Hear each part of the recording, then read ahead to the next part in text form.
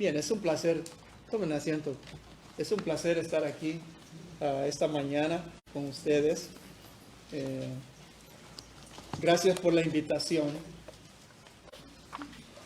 El hermano Carlos, que creo que ustedes lo conocen, me llamó y me preguntó si podía asistir esta mañana aquí para compartir con ustedes la palabra del Señor. El hermano Gabriel estaba solicitando su asistencia y Carlos no podía y él me pidió. Y pudimos hacer los arreglos para estar aquí. Como el pastor dice, somos miembros de la iglesia Jefferson Baptist en español, allá en Baton Rouge. Y el Señor nos trajo aquí hace 20 años a mi esposa y a nuestros hijos y a mí, sin saber muy bien o a ciencia cierta qué veníamos a hacer a este país, ¿sí? Estábamos sirviendo en una iglesia allá en Honduras, en San Pedro Sula, y estábamos muy bien, yo tenía un trabajo, todo bien, y de repente pues comenzaron a suceder cosas en nuestras vidas que podíamos ver la mano del Señor, y bueno, el Señor nos trajo aquí, no vamos a hacer la historia muy larga, hemos estado aquí 20 años ya, y nos trajo a servir, y con muchas dudas, con muchas reticencias, me recuerda mucho la historia de Moisés, que el Señor lo llama y Moisés comienza a poner excusas. Ay, pero si yo no puedo hablar, soy tartamudo, ¿verdad? ¿Y cómo yo voy a hablarle a esta gente? ¿Y quién me envió y todo eso? ¿Será que yo soy el único aquí que tiene dudas cuando el Señor nos llama a servir? ¿Seré yo el único? Todos tenemos esas dudas, ¿no es cierto? Esta mañana vamos a estudiar la historia de 12 hombres que el Señor escogió para una tarea específica. ¿Saben? Cuando el Señor nos trajo aquí, sabíamos que veníamos a una tarea específica, no sabíamos exactamente qué. Nunca me imaginé yo en realidad estar en un púlpito, fíjense, predicando la palabra del Señor. ¿Saben lo que a mí me gusta realmente? A mí me gusta enseñar. Me gusta, he sido maestro de escuela dominical por años, ¿sí? Y me gusta enseñar. Predicar es un llamado especial. Pero también me recuerda a algunos de los profetas del Antiguo Testamento, por ejemplo Amós, que no era profeta, y el Señor lo llamó a profetizar. Oiga, pero si yo no soy profeta, ni hijo de profeta, ni tengo línea de profeta, dice. Entonces, pero el Señor lo llamó a una tarea específica, ¿verdad? Y si el Señor llama, Él también prepara para una tarea específica. Y esta historia que vamos a estudiar, que van a continuar ustedes estudiando aquí del libro de Marcos, es muy importante el día de hoy para nosotros también, como hijos de Dios, como siervos, ¿verdad? Hay que ver cómo está nuestro corazón. ¿Está dispuesto? ¿Estamos dispuestos a obedecer la voz de Dios en aquello que nos está llamando a hacer? Y comenzamos, el pastor Rodrigo comenzó una serie de estudios en el Evangelio de Marcos. Así que les voy a pedir por favor que se pongan de pie y busquen ahí en sus Biblias, en el libro de Marcos, capítulo 3, y vamos a leer de los versículos 13 al 19. Marcos 3, 13 al 19. Si ya lo tienen. Amén. Amén. Amén. Dice así la palabra de Dios. Después subió al monte y llamó así a los que él quiso y vinieron a él. Y estableció a 12 para que estuviesen con él y para enviarlos a predicar, y que tuviesen autoridad para sanar enfermedades y para echar fuera demonios, a Simón, a quien puso por sobrenombre Pedro, a Jacobo, hijo de Zebedeo, y a Juan, hermano de Jacobo, a quienes apellidó Boanerges, esto es, hijos del trueno, a Andrés, Felipe, Bartolomé, Mateo, Tomás, Jacobo hijo de Alfeo, Tadeo, Simón el cananista y Judas Iscariote, el que le entregó, y vinieron a casa. Padre Celestial, gracias por el privilegio de exponer tu palabra.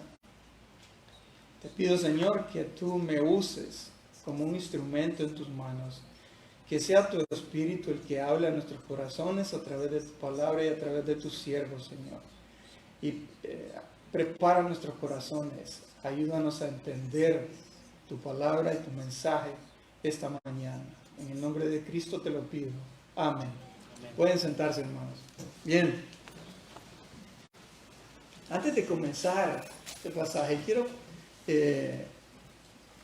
hacer una breve introducción. Fíjense, a finales del siglo XVIII, un erudito bíblico alemán llamado Johann Griesbach llamó evangelios sinópticos a tres evangelios, los primeros tres evangelios, Mateo, Marcos y Lucas. Ahora, la palabra sinóptico significa mirar juntos. Por eso los llamó así sinópticos, porque él vio los evangelios, los estudió y dijo, estos parece que tienen una misma visión, una misma mirada. Pero para Griesbach los tres primeros evangelios tienen muchas semejanzas en su presentación de la vida y del ministerio de Jesús. Ahora, algunos aspectos similares que este alemán vio, por ejemplo, número uno, es que vio que tienen en general el mismo arreglo histórico. Por ejemplo, el bautismo de Jesús, la tentación, la confesión de Pedro, el viaje final de Jesús a Jerusalén, su arresto, su juicio, crucifixión y resurrección. Todos estos tres evangelios tienen más o menos este mismo arreglo. Fíjense. Y la otra cosa que él vio es que el contenido verbal de estos tres evangelios también es muy similar. Como por ejemplo, la sanidad de un leproso, que aparece en Mateo 8, que aparece en Marcos 1 y que aparece en Lucas 5. El vocabulario usado para relatar este evento, la sanación de este leproso, es muy similar en estos tres. Sin embargo, a pesar de las semejanzas, existen muchas diferencias en cuanto al arreglo y al vocabulario. Pero el hecho de que haya diferencias no significa que haya contradicciones en los evangelios. Esto lo que hace es que cada evangelio sea único en su presentación de la vida y del ministerio de Jesús. Y esto no debe sorprendernos, ya que Jesús mismo es único, ¿no es cierto? Jesús mismo es único. No hay sorpresa porque cada evangelio tiene que ser muy único, aunque haya aspectos similares. Pero para tener el cuadro completo de la vida y del ministerio de Jesús, necesitamos en realidad leer los cuatro evangelios. Los cuatro evangelios. Mateo, por ejemplo, escribió su evangelio para una audiencia hebrea. Presenta a Jesús como el Mesías. ¿Sí? Mateo estaba interesado en que sus lectores comprendieran la persona y la obra de Jesús como el cumplimiento de las profecías mesiánicas. De hecho, habla más Jesús en Mateo que en cualquiera de los otros evangelios. Oye, ¿usted quiere escuchar a Jesús? Lea el evangelio de Mateo. Jesús habla mucho en ese evangelio. ¿Quiere saber lo que dice? Vaya al evangelio de Mateo. Por otro lado, Lucas escribió su evangelio para gentiles. Lucas no expresa interés en la profecía. Después de todo era un gentil, no era judío. Lucas, por ejemplo, presenta la genealogía de Jesús desde Adán, ¿verdad? Y presenta a Adán como el progenitor de la raza humana. Sin embargo, por ejemplo, Mateo comienza con su genealogía desde Abraham. ¿Por qué? Porque él quiere mostrar que su Mesías viene de esa línea de Abraham. ¿Ven las diferencias en los evangelios y en las genealogías? ¿Alguna vez se han preguntado por qué tenemos dos genealogías en la Biblia? Y parecen diferentes, ¿no es cierto? Porque son vistas desde un punto de vista diferente. Porque Lucas, al comenzar desde Adán, muestra su interés por todos los seres humanos, tanto judíos como gentiles. En Lucas, por medio de su relato confiable de los acontecimientos, conocemos a Jesús. Fíjense, mire qué cosa. ¿Usted quiere conocer qué es lo que Jesús hablaba? Vaya Mateo. ¿Quiere conocer quién es Jesús? ¿Cómo era Jesús? Vaya Lucas. ¿Sí? Juan, por otro lado, está interesado en algo completamente diferente a estos tres primeros evangelios. Juan está interesado en la naturaleza divina de Jesús, con temas como la deidad de Cristo, la encarnación y la preexistencia de Cristo. Por eso es que es un evangelio tan diferente a los otros. Perdón.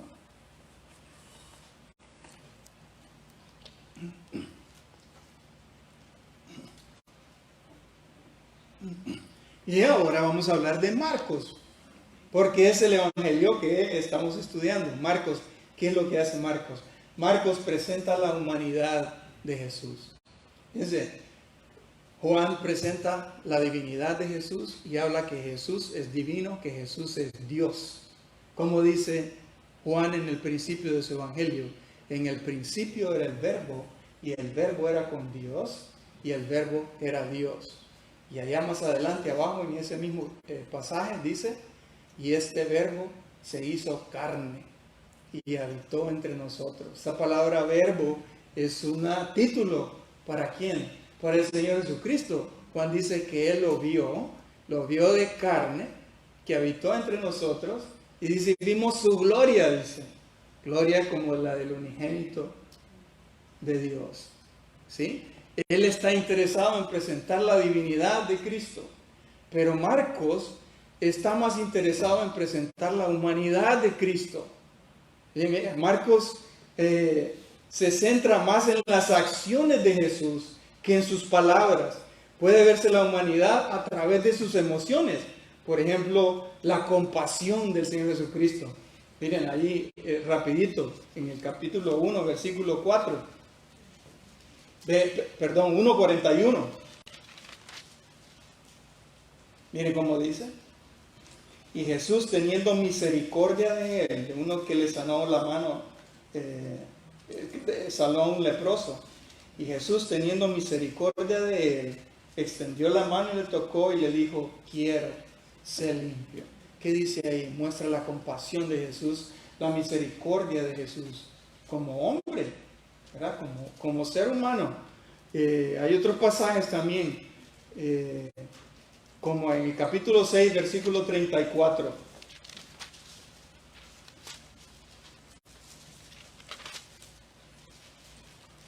Y salió Jesús y vio una gran multitud y tuvo compasión de ellos. Mira cómo dice, tuvo compasión de ellos porque eran como ovejas que no tenían pastor, y comenzó a enseñarles muchas cosas. Vemos la compasión de Jesús, pero también vemos su enojo y su indignación. A ver, ¿hay alguno aquí que no se ha enojado alguna vez en su vida? ¿Que no se ha indignado? ¿No es cierto? En alguna ocasión nos hemos enojado y nos hemos... Mire, si usted no se ha enojado nunca en su vida y si no se ha indignado nunca en su vida, es posible que usted sea de Marte, no sea humano. Eso es parte de la humanidad, ¿sí? De parte del ser humano. Y Jesús, como ser humano que fue, que es, ¿sí? Mostró estas emociones. Se enojó también. Capítulo 3, versículo 5.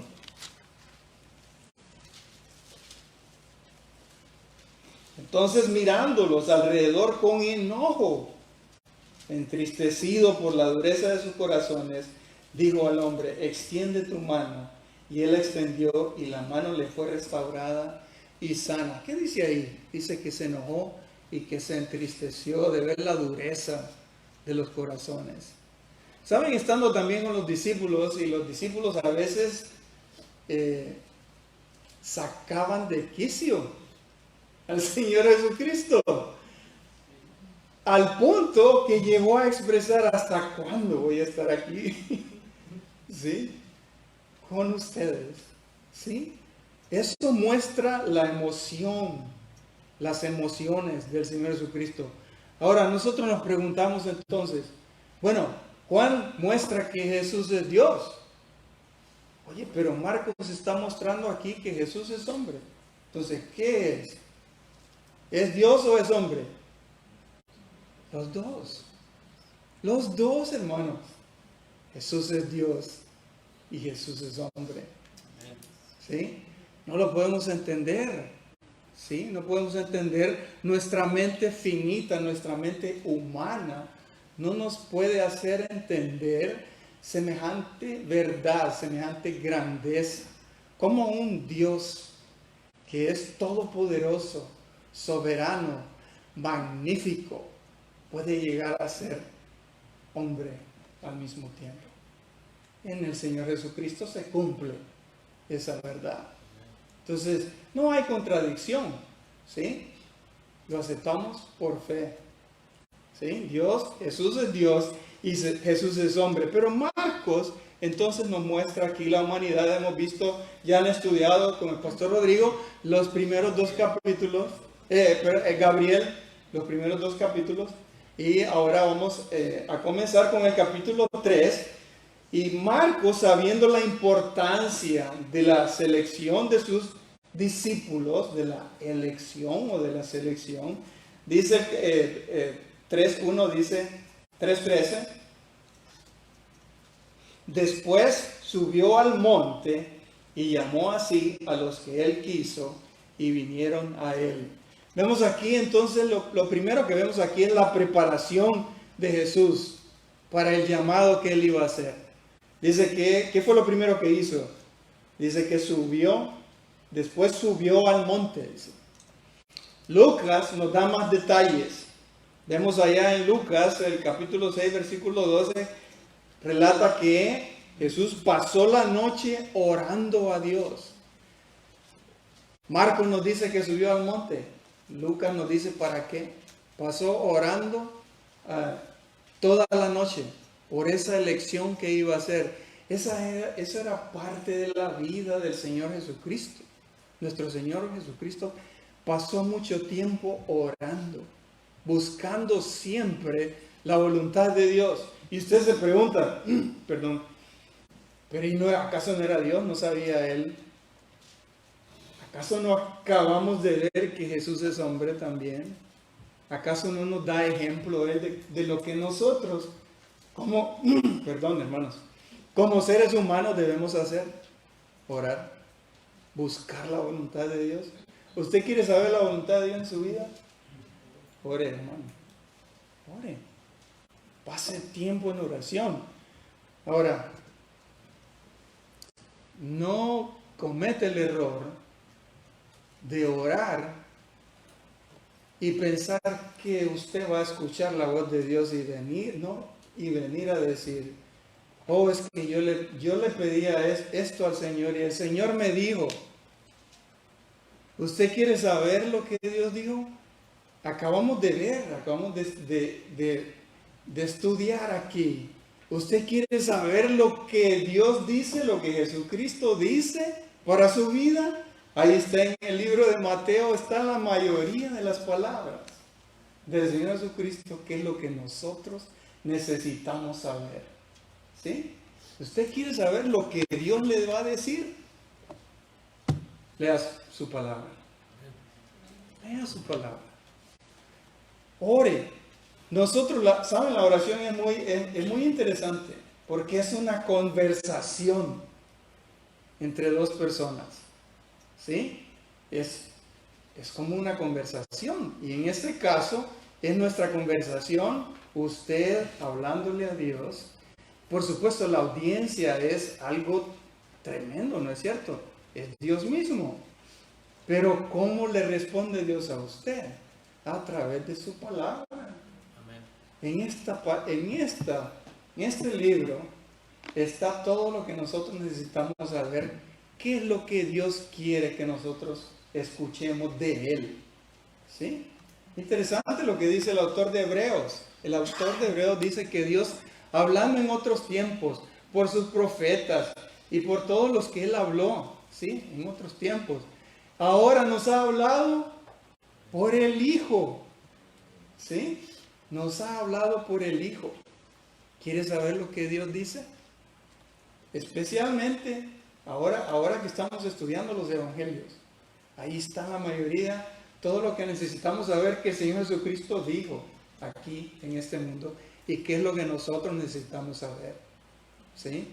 Esa es la forma en que nosotros oramos. Y mire, el Señor Jesucristo nos dio ejemplo. Dice que subió al monte y pasó mucho tiempo. Es muy probable que pasó toda la noche orando. ¿Sí?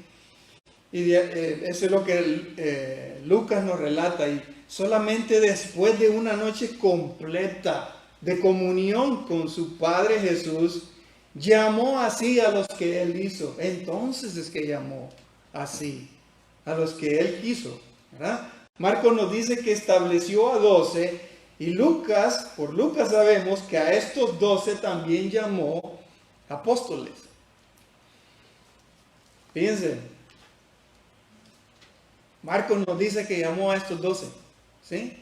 Lucas nos dice que los llamó apóstoles.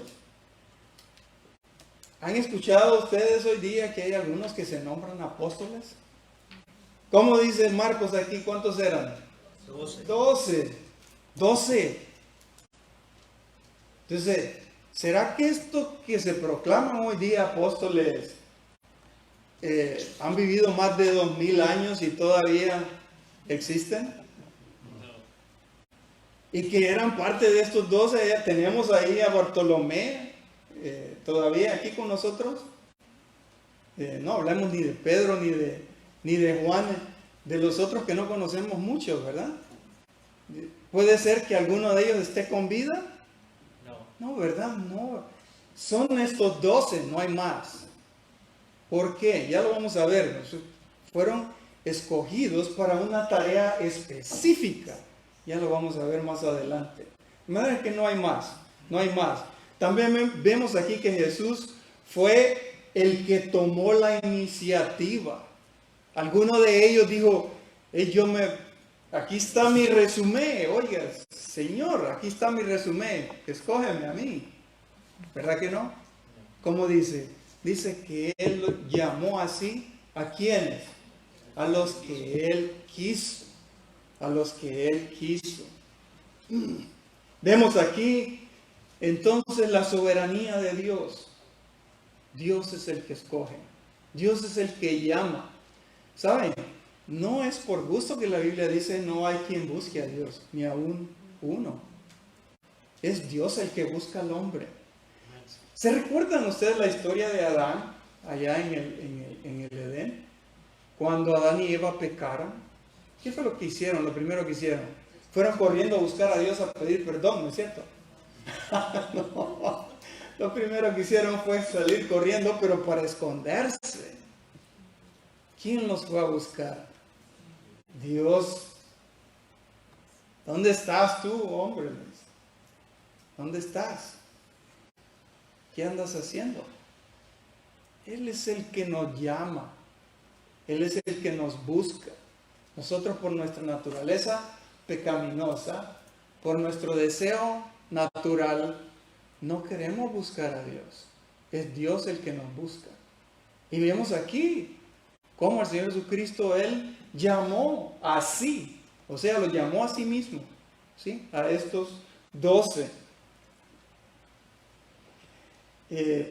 Ahora, ninguno de ellos, como dije, se presentó como voluntario, ¿verdad? Aunque no se presentaron como voluntarios, todos ellos aceptaron el llamado. ¿No es cierto? Fíjense, vemos aquí las dos cosas. Vemos por una parte la soberanía de Dios. Dios es el que llama. Dios es el que nos busca. Pero también vemos la responsabilidad del hombre. Porque todos estos hombres, para aceptar ese llamado, tuvieron que estar de acuerdo con ese llamado. Fíjense, yo les compartí al principio que mi esposa y yo nos movimos aquí de este país. Nosotros vinimos aquí por la voluntad de Dios, porque Él nos sacó de donde nosotros estábamos, pero nosotros tuvimos también que estar dispuestos, ¿sí? Es el llamado de Dios, pero es la responsabilidad del hombre. Entonces, ¿cómo es la cosa? ¿Es el llamado y la soberanía de Dios? ¿O es la responsabilidad del hombre? Hermanos, es las dos cosas juntas. ¿Sí? Fíjense, así como nos cuesta entender que Jesucristo es divino, que Jesucristo es Dios y que Jesucristo es hombre y lo aceptamos por fe, así también es esto. La soberanía de Dios, Él llama a quien Él quiere y Él escoge. Y la responsabilidad del hombre es aceptar ese llamado. ¿Ha aceptado usted el llamado de Dios en su vida? ¿Dios le está llamando a usted? Si usted no tiene una relación con Cristo, primero Dios lo está llamando para que tenga una relación con Cristo, para que usted se dé cuenta de que como pecador está condenado. ¿Sí? La paga del pecado es muerte, pero la dádiva de Dios es vida eterna. Y Él quiere que usted tenga esa vida eterna. Dios lo va a llamar, pero es su responsabilidad responder a ese llamado. ¿Ha respondido usted a ese llamado? ¿Ha entregado usted su vida al Señor ya? Hoy lo puede hacer si no lo ha hecho. Mire, el Señor está llamando. ¿Sí? En su soberanía Él llama a quien Él quiere. Pero es su responsabilidad, es nuestra responsabilidad aceptar ese llamado. ¿Sí? Reconocer lo que somos. Lo vemos aquí también. Más adelante el Señor Jesucristo les recordaría a ellos, por ejemplo en el Evangelio de Juan: no me elegisteis vosotros a mí, sino que yo os elegí a vosotros y os he puesto para que llevéis fruto y vuestro fruto permanezca, para que todo lo que pidiereis al Padre en mi nombre, Él os lo dé. Juan 15, 16, si lo quieren anotar ahí, ¿sí? Para cuando estudien. Pastor Gabriel me ha dicho que ustedes tienen un estudio, tienen un culto de oración los miércoles, pero antes tienen un estudio de lo que se predicó. Por ejemplo, hoy, el domingo, el próximo miércoles van a estudiar. Anoten los pasajes, ¿sí? Para que cuando vayan y me pregunten, no me van a poder preguntar a mí, le van a tener que preguntar al pastor Gabriel, ¿verdad? Pero para que, si tienen algunas dudas, pues ahí están los pasajes. Juan 15, 16. De manera que esa es la preparación de Jesús. Él se preparó para hacer su llamado. Vimos aquí, después dice que subió al monte. Esa es la preparación, a orar, ¿no es cierto? Para hacer el llamado. Ahora, Él hizo un llamado. ¿Cuál era el propósito de ese llamado? ¿Con qué propósito el Señor los llamó? Versículos 14 y 15. Y estableció a 12. Ahí vemos otra vez. Estableció a 12 para que estuviesen con Él y para enviarlos a predicar y que tuviesen autoridad para sanar enfermedades y para echar fuera demonios. Miren, Marcos brinda una especial atención a la preparación que Jesús hizo de los 12 apóstoles para su ministerio futuro. Y nos presenta dos razones, como vemos aquí. Número uno es simplemente para que estuviesen con Él. ¿Por qué? ¿Por qué tenían que estar con Él? ¿Cómo los iba a entrenar Él? Tenía que enseñarles, ¿no es cierto? Tenía que ser su maestro. El Señor Jesús quería que pasaran ese tiempo de su ministerio, que duró solo 3 años y un poquito más, 3 años y algo, ¿sí? Y él quería que estos sus discípulos estuvieran con él y aprendieran de él. Vieran qué era lo que tenían que hacer, que estuviesen con él, porque al estar pasando constantemente tiempo con Jesús, estos 12 hombres estarían siendo ministrados personalmente por él mismo. Ellos estaban siendo entrenados como sus aprendices. Estos 12 hombres imagínense la responsabilidad, serían responsables de la predicación del Evangelio, del establecimiento de una sana doctrina y de poner el fundamento de la iglesia. Poner el fundamento de la iglesia. Miren qué responsabilidad más grande. Efesios 6:20.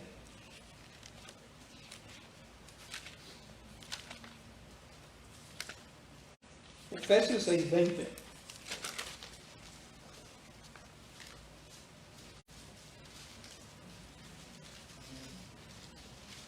Perdón, Efesios 2:20.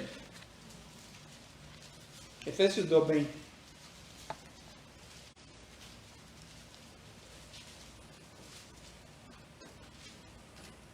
Dice Pablo a los Gálatas aquí, edificados sobre el fundamento de los apóstoles y profetas, siendo la principal piedra del ángulo, Jesucristo mismo.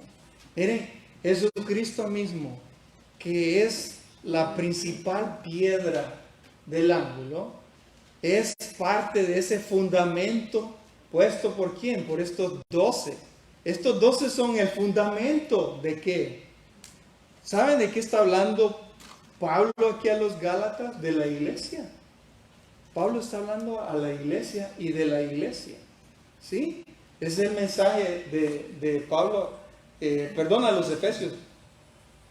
Y dice, edificados cada uno, ¿sí? Sobre el fundamento de los apóstoles. Miren, el fundamento ellos iban a ser el fundamento de la iglesia. Ellos tenían que tener una sana doctrina. Ellos tenían que predicar el evangelio. ¿Cómo lo iban a hacer?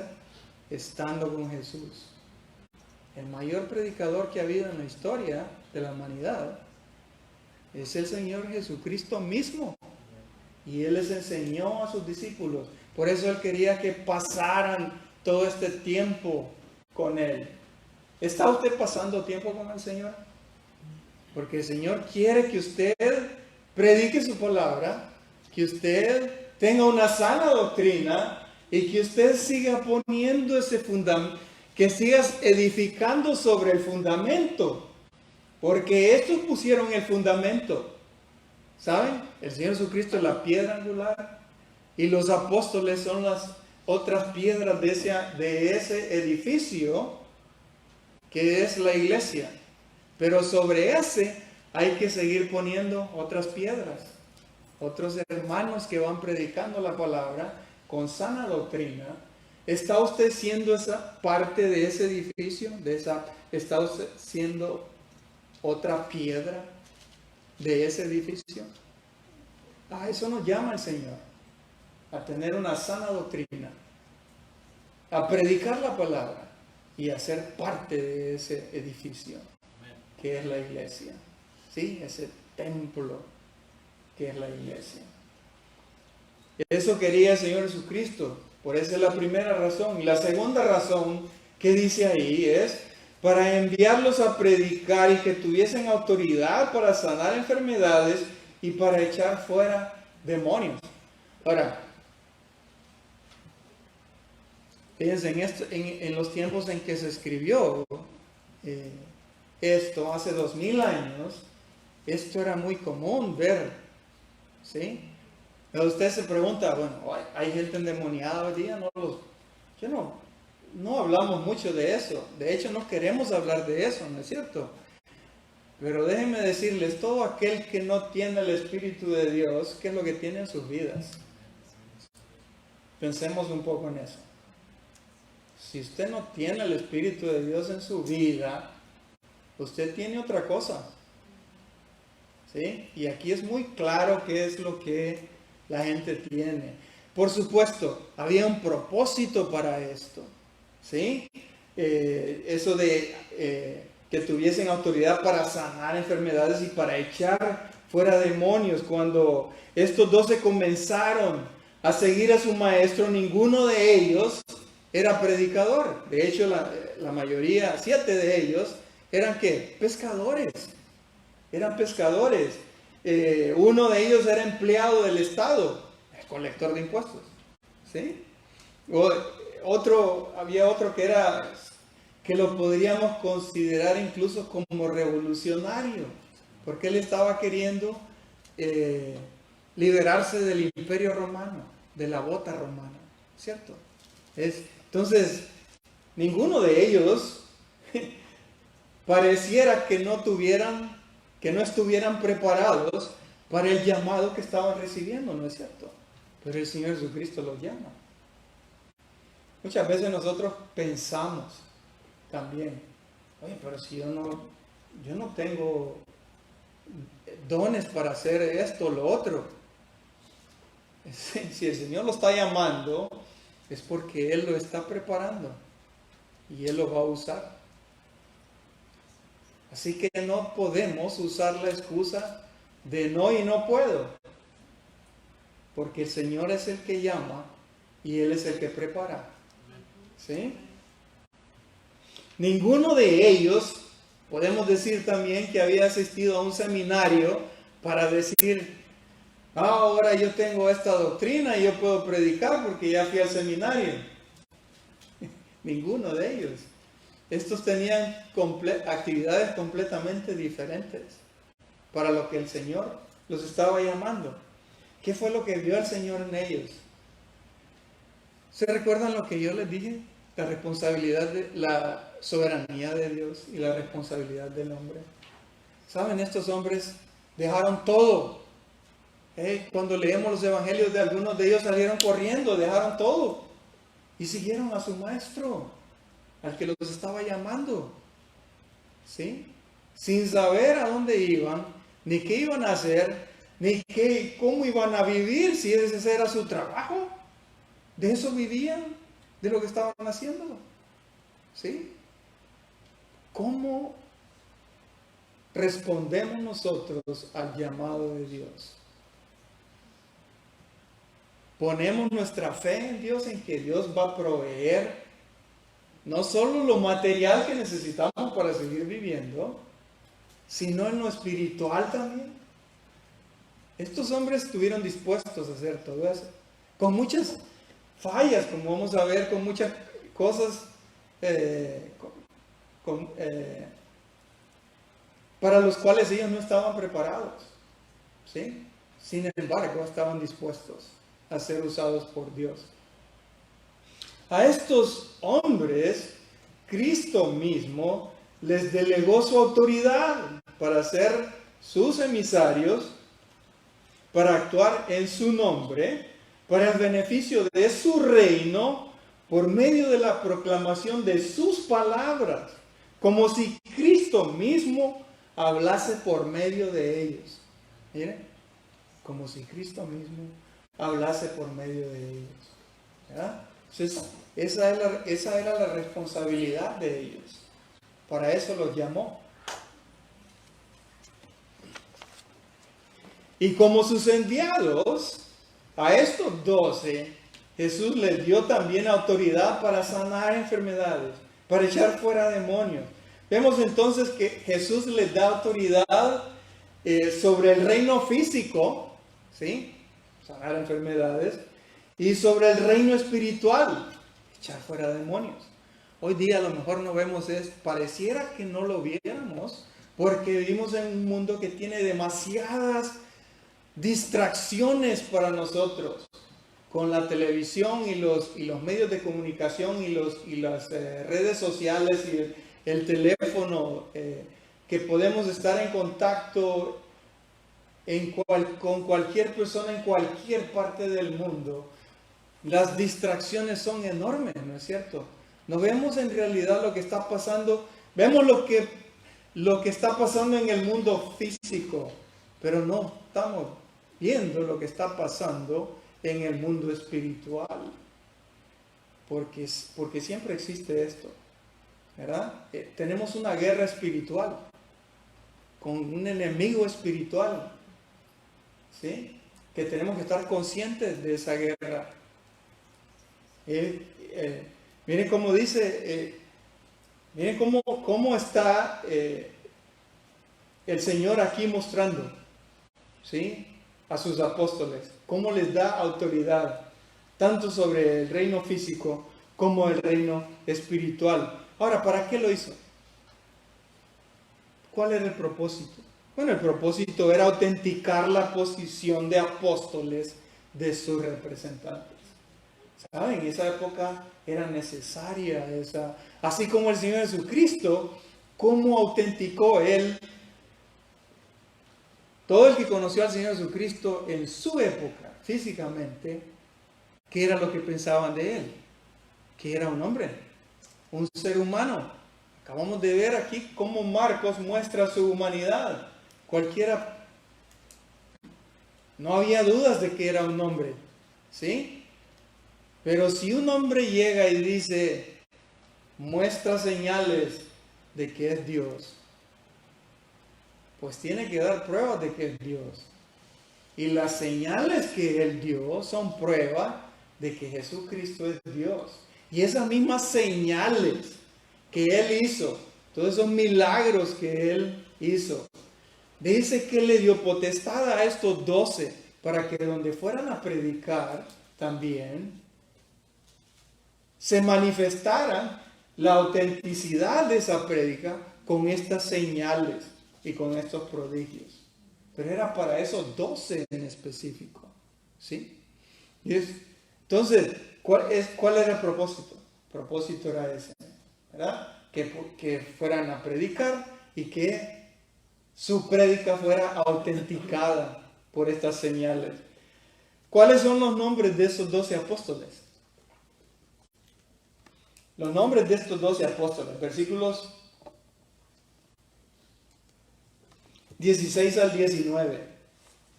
¿Verdad? Lo vamos a leer rapidito. A Simón le puso por sobrenombre Pedro, Jacobo, hijo de Zebedeo, Juan, hermano de Jacobo, a quienes apellidó Boanerges, esto es, hijo del trueno, Andrés, Felipe, Bartolomé, Mateo, Tomás, Jacobo, hijo de Alfeo, Tadeo, Simón el cananista y Judas Iscariote. Ahora, fíjense, cuando uno estudia esta lista, estos nombres aparecen, cuando los vemos a través de los evangelios, aparecen organizados en 3 grupos. El primer grupo, en el primer grupo, y están organizados así de acuerdo a la relación íntima que tenían con el Señor Jesucristo. Dentro de esos 12, había unos que estaban más cercanos al Señor Jesucristo. Los conocemos por la historia más, ¿no es cierto? Por lo que hemos leído. Sabemos que Pedro y Juan, por ejemplo, estaban más cerca del Señor Jesucristo. De hecho, ¿cómo se identifica Juan a sí mismo? Como el discípulo amado. Fíjense, ¿por qué? Tenía una relación más estrecha con el Señor Jesucristo. De manera que había grupos también. No significa eso que el Señor amaba más a estos que a los otros. Significa simplemente que tenían una relación más estrecha con ellos. Pregunta, hermanos, ¿cómo está nuestra relación con Cristo? ¿Es estrecha? ¿Puede el Señor decir mi discípulo amado? ¿Estamos buscando esa relación nosotros con el Señor en nuestra vida? ¿Quiénes estaban en ese primer grupo? Simón, que Jesús le puso por sobrenombre Pedro, que significa, fíjense, la palabra Pedro significa piedra. El Señor Jesucristo dijo, oye, Simón, tú eres piedra y sobre esta roca edificaré mi iglesia. ¿Saben? En realidad lo que está haciendo el Señor Jesucristo es haciendo una diferencia, ¿sí? ¿Cómo se identifica el Señor Jesucristo a través de toda la Biblia? Especialmente en el Antiguo Testamento, ¿saben cómo se identifica? Como la roca. La roca. De manera que cuando el Señor Jesucristo le dice, Sí, ¿sabes qué? Tú eres piedra y tú vas a ser pilar de esta iglesia, pero de esta iglesia que es mía, de la cual yo soy la roca. Eso es lo que está diciendo. De hecho, el mismo Pedro lo identifica como la piedra angular. ¿Saben lo que es una piedra angular? Cuando ellos hacían un edificio, por ejemplo, si queremos hacer un edificio aquí y que sea completamente simétrico, que tenga las dimensiones correctas, lo que hacían era que ponían una piedra en una esquina y de esa piedra partía todo el edificio. Hacían todas las medidas, ponían una piedra perfecta, ¿sí? Que tenía un ángulo perfecto para acá y otro ángulo perfecto para acá. Y así podían construir todo el edificio. Porque ¿qué pasa si no es perfecta? Si por un lado está torcida, ¿qué va a suceder? El edificio va a estar torcido. De manera que esa piedra angular es el Señor Jesucristo y la pone ahí.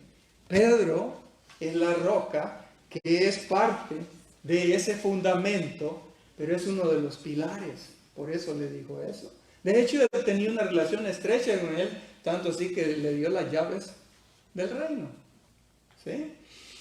Jacobo y Juan. Estos eran hijos. Jacobo y Juan. Jesús les puso por nombre, dice, Boanerges. Es la palabra más extraña, ¿no es cierto? Pero eso lo que significa es hijos del trueno. ¿Por qué? Aunque nos parezca raro, esto, cuando pensamos en Juan, Juan, por cierto, es el hijo amado, es el que escribió 5 libros del Nuevo Testamento, ¿sí? Y cuando leemos a Juan, ¿qué es lo que vemos de Juan? Amor, paciencia. ¿Cómo le escribe las cartas a las iglesias? Hijitos, amados. ¿Sí?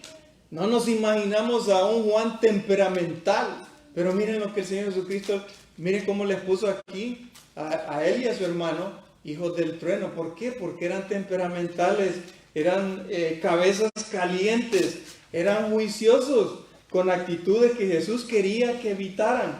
Si no me creen, vamos a Lucas 9:54.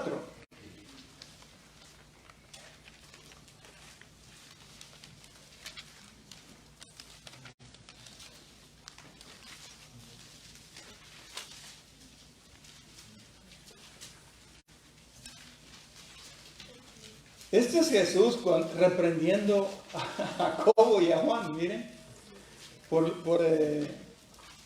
Está hablando acerca de quién es con nosotros y quién contra nosotros. Dice 54, viendo esto sus discípulos, Jacobo y Juan dijeron, Señor, ¿quieres que mandemos que descienda fuego del cielo como hizo Elías y los consuma? ¿Alguna vez han pedido ustedes que lo parta un rayo a alguien? Eso era lo que estaban pidiendo literalmente.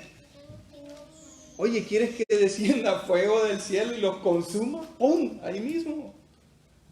Díganme si no eran temperamentales, si no eran juiciosos, estaban emitiendo un juicio contra otros. ¿Sí? Tanto así que quería que el Señor ahí mismo los aniquilara. ¿Sí? Ese era Juan y ese era Jacobo. Sin embargo, el Señor les muestra que Él quiere que eviten esas actitudes.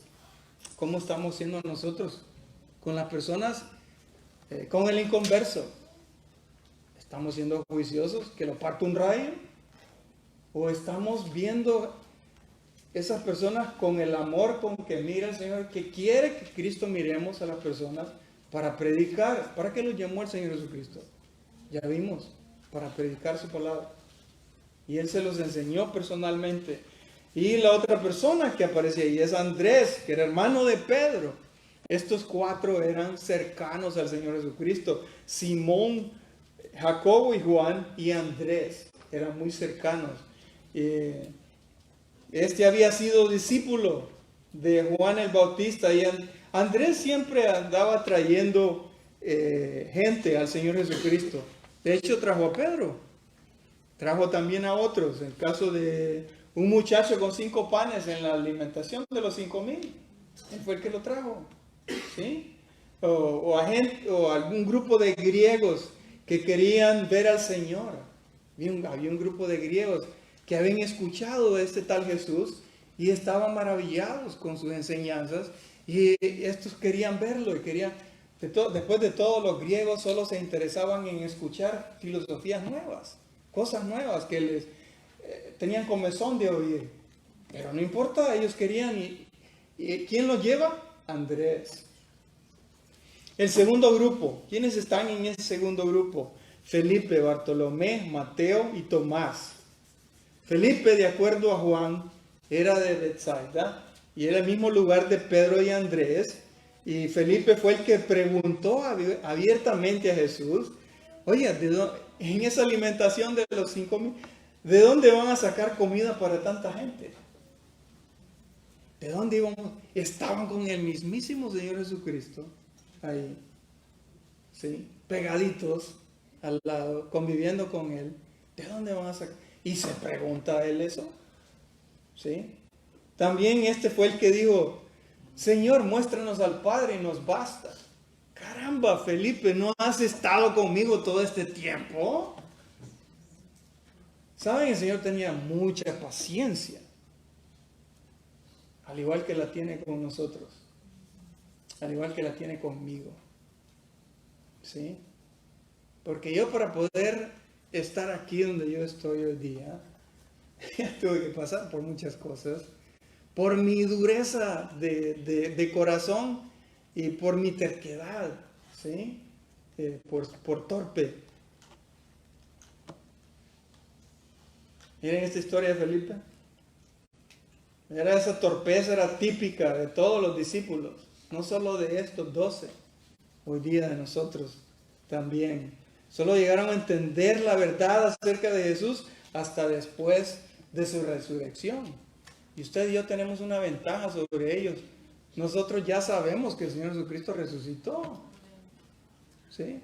Ellos no sabían en este momento, no entendían. Nosotros sí tenemos esa ventaja. Bartolomé, este era su nombre, su apodo, mejor dicho, su sobrenombre. Su nombre de pila era Natanael, que significa dado de Dios. Este comenzó a seguir a Jesús por influencia de Felipe. Y este es de quien Jesús dijo: he aquí un verdadero israelita en quien no hay engaño. ¿Puede el Señor Jesucristo decir de mí: este es un verdadero hijo de Dios en quien no hay engaño? Hagámonos esa pregunta, hermanos, ¿verdad? Sincerémonos con Dios, ¿sí? Señor, muéstrame, ¿soy yo un verdadero hijo tuyo en quien no hay engaño? ¿Verdaderamente hemos aceptado a Cristo en nuestro corazón? ¿Lo muestran nuestras acciones, nuestros hechos, nuestra vida? ¿Lo muestra? Necesitamos ver eso. Mateo. Este era un nombre griego. Marco nos informa ahí en el capítulo 2 que su nombre hebreo era Leví. Era hijo de Alfeo.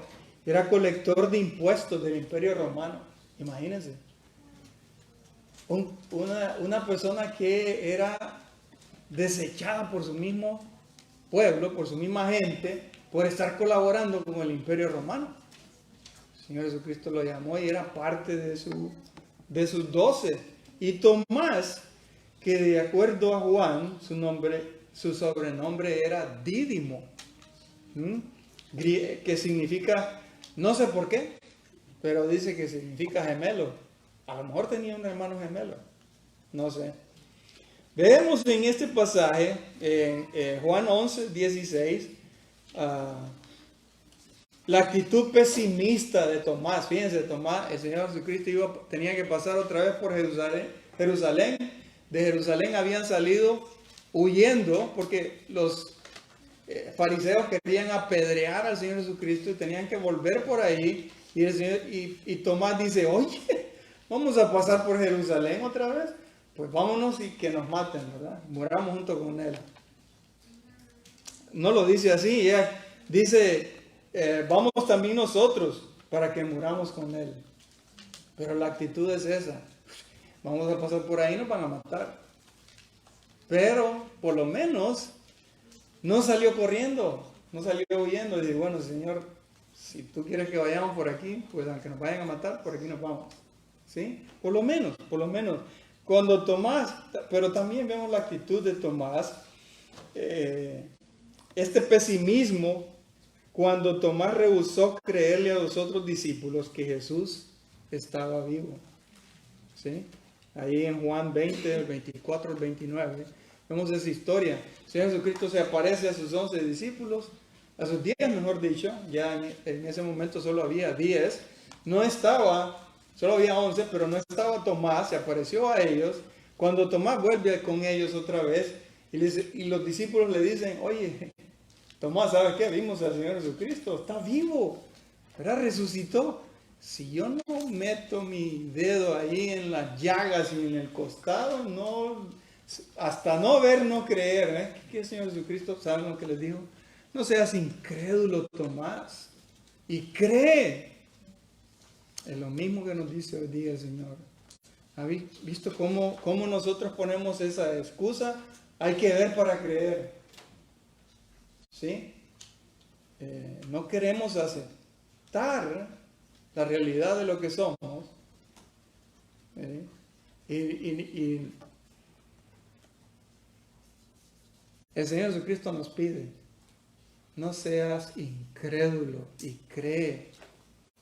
Cree en el Señor Jesucristo y serás salvo. Y el tercer grupo, es un grupo menos conocido todavía, están Jacobo, Tadeo, Simón el cananista y Judas Iscariote. Este Jacobo era hijo de Alfeo, no se sabe mucho acerca de él, o de su padre Alfeo. De Marcos sabemos que este era llamado también Jacobo el menor, y que su madre María también seguía a Jesús. Tadeo, de acuerdo a Mateo, su nombre era, miren qué nombre más raro, Lebeo. Y Tadeo es un sobrenombre, también llamado Judas. Este también se llamaba Judas, de acuerdo a Lucas, ¿verdad? Y Simón el cananista, también llamado Celote, Simón el Celote, por Lucas. Esto lo que sugiere era que era un revolucionario, ¿verdad? Antirromano, ¿sí? Imagínense ustedes dos personas tan opuestas. Uno que odiaba al Imperio Romano y otro que era colector de impuestos para el Imperio Romano. Y Jesús los juntó. ¿Cómo nos junta a nosotros? Siendo tan desiguales. Lo único que nos caracteriza en realidad a muchos de nosotros es que hablamos español. Y aún hablando español, venimos de países tan diferentes que lo que en un país suena bien, en otro no suena tan bien. ¿Sí? Estaba comentando con el pastor Gabriel, cuando hablé la primera vez con él por teléfono, oiga, yo no le encuentro ningún acento, y cuando yo no encuentro acento a la persona, tiendo a pensar que son hondureños porque hablan muy parecido a como yo hablo. Y me dice, no, soy de México, soy del sur, de allá de Yucatán, de la península. Con razón, si está pegadito a Centroamérica. No, pero es que tengo muchos hondureños aquí también, ya hablo como hondureño.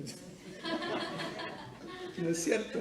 Sí. Entonces, pero se dan cuenta, hermanos, incluso hasta dentro de nosotros mismos, tan dispares, y sin embargo el Señor Jesucristo nos ha puesto aquí, nos ha puesto a ustedes aquí para servir en esta obra. ¿Sí? Para servirle a Él. Para servirle a Él. Y ¿se fijan cómo de este grupo tan dispar de gente, de hermanos, por último, Judas Iscariote, en todas las listas es el último? ¿Por qué? Pues la razón es obvia. Él fue el que entregó al Señor. Él fue el que lo traicionó. ¿Sí? Desde un punto de vista humano, estos 12 hombres no eran precisamente la mejor elección. ¿Sí? Si hubiéramos en realidad tenido puesto un anuncio en el periódico, ¿sí? Mande su currículum, no hubiéramos aceptado a ninguno, posiblemente, para el trabajo, ¿sí? Pero eran sin educación, sin entendimiento, sin influencias. No tenían influencia en el mundo en el que vivían. ¿Sí? Pero desde el punto de vista de Dios, que es el que nos interesa, ellos fueron la elección perfecta. Fíjense, ellos fueron la elección perfecta. Débiles, imperfectos instrumentos por medio de quienes el poder de Dios sería gloriosamente demostrado. Así nos usa Dios. ¿Saben? Pablo tenía un malestar en su vida, en su cuerpo, y él pidió a Dios, dice que él pidió 3 veces para que se lo quitara, y el Señor, ¿qué fue la respuesta de él? Bástate mi gracia, porque mi poder se perfecciona en tu debilidad. Y entonces, la gloria de Pablo, ¿cuál era? Sus debilidades, porque en cuanto más débil soy, más se muestra la gloria de Dios. ¿Sí? Entonces así quiere Dios que nosotros vengamos a Él. Así usó estos hombres que a nuestros ojos parecen muy imperfectos. Sin embargo, a los ojos de Dios, estos eran los hombres que Dios quería escoger. Porque ellos eran perfectos para el trabajo. Imagínense, hermanos, después de 2000 años, díganme si el trabajo de estos hombres no fue perfecto. Si después de 2000 años, ustedes y yo estamos aquí, precisamente por todos estos hombres murieron, excepto Juan. Murieron martirizados, dieron su vida para que usted y yo pudiéramos recibir un día el mensaje del Evangelio. Después de 2000 años aquí estamos. No se crean las noticias que aparecen en los periódicos y en los titulares hoy día de que la iglesia está en decadencia y que el cristianismo está en decadencia. No es cierto. No es cierto, hermanos. Hoy más que nunca el verdadero cristianismo, el creyente nacido de nuevo, el que Dios ha regenerado, está realmente vivo y está muy bien. Y nosotros, es a nosotros que nos toca seguir este trabajo para el cual fueron llamados estos hombres. Que el Señor toque nuestros corazones y que nosotros estemos dispuestos a seguir, a hacer el trabajo así como Dios llamó a estos hombres con todas sus imperfecciones. Y Dios los usó a ellos, se hizo el trabajo a través de ellos, porque ellos estaban dispuestos. Que nuestra disposición sea esa, la de estar dispuestos a ser usados por el Señor. Oremos, hermanos. Padre, te damos gracias por tu palabra, por la historia de estos 12 hombres que estuvieron dispuestos incluso a sacrificar sus vidas para hacer el trabajo que tú los llamaste a hacer. Ayúdanos, Señor, a cada uno de nosotros a estar dispuestos. Si sentimos que no estamos preparados, ayúdanos a confiar en ti, Señor. Que tú vas a proveer las herramientas, tú vas a proveer lo que necesitamos para hacer el trabajo que tú nos has llamado a hacer. Bendice a estos hermanos aquí en esta obra, que ellos sigan prosperando, trayendo más personas al conocimiento de tu palabra. En el nombre de Cristo te lo pido. Amén.